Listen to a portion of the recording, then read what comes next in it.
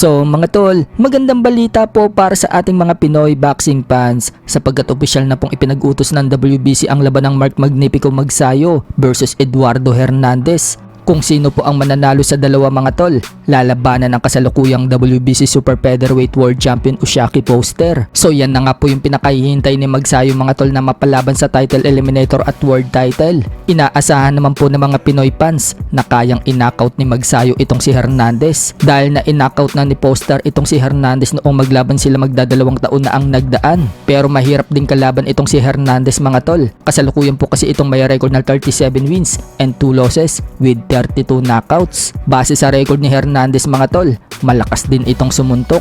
Habang si Magsayo mga tol, may record na 27 wins and 2 losses with 18 knockouts. Suportahan po natin ang laban ni Magsayo at sana matupad ang pangarap niya maging 2 Division World Champion. Sa ngayon mga tol, wala pang petsa kung kailan sila maglalaban. Kaya hintayin na lang po natin ang mga susunod na balita tungkol dyan. Sa kabilang banda naman mga tol, matapos pong pasukuin ni WBA Featherweight World Champion Nick Bull si TJ Duhaney noong linggo, katulad ng ginawa ni Inoue kay TJ Duhaney. Alam na nga po ng karamihan mga tol na pinapainit na ni Inoue at Nick Bull ang potensyal na laban nila sa hinaharap. Kapag umakit na si Inoue ng featherweight, nagkasagutan po sila sa social media at nagparinigan na. Pero ayon sa latest report mga tol, sinabi ni Nick Bull na hindi umano siya nakapokus ngayon kay Inoue dahil nasa super bantamweight pa lang lumalaban si Inoue. Gusto niyang pag-usapan si Inoue kapag talagang umakit na daw ito ng division niya sa featherweight, lalo pat may nakalinya si Inoue na laban sa super bantam. Yan po yung pakikipaglaban ni Inoue kay Ramon Cardena sa May 4 at Murodjon Akhmadaliev sa buwan naman ng September. Kaya ngayon,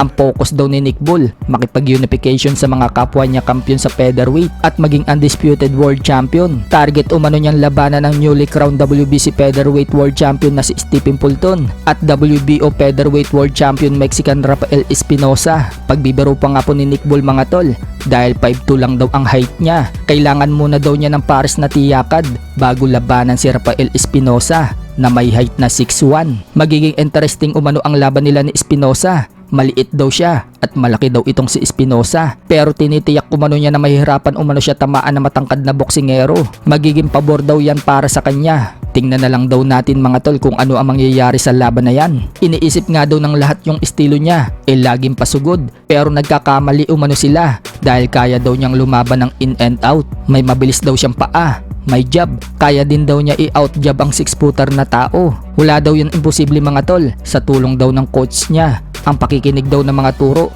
at lahat ng drills na ginagawa nila sa gym, kaya nagtitiwala daw siya sa sarili niya.